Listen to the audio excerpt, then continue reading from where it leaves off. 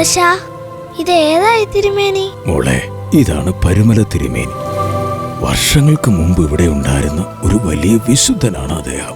ഈ തിരുമേനെ കാണാൻ എന്തിനാ ഇത്ര ആൾക്കാർ വരുന്നേ? അതോ, പണ്ട് ഈ നാട്ടിൽ ഒരു മാരക രോഗം പിടിപെട്ടു. അതുമൂലം ഒരുപാട് ആൾക്കാർ മരണപ്പെടുകയും ഒറ്റപ്പെടുകയും ചെയ്തു. അവരിലേക്കൊരു ദൈവദൂതനെ പോലെ തിരുമേനി കടന്നു ചെല്ലുകയും പ്രാർത്ഥനയിലൂടെ രോഗം സൗഖ്യപ്പെടുത്തുകയും ചെയ്തു. യാമങ്ങൾ തോറും പ്രാർത്ഥനയെ പ്രണയിച്ചോരിതുപോലൊരു ജന്മമുണ്ടോ?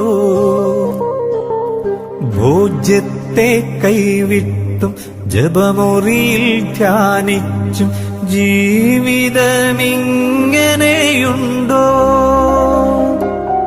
കണ്ണീരിൽ മുങ്ങുമ്പോൾ കഥനത്തിൽ താഴുമ്പോൾ സഖിയായി ഞാനാരെ തിരയും?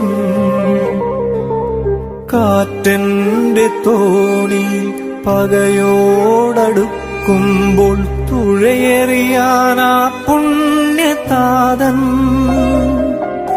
ഇതെത്രയോ ഭാഗ്യം, എത്രയോ യോഗ്യം, മലങ്കരയുടെ മായാത്ത പുണ്യം.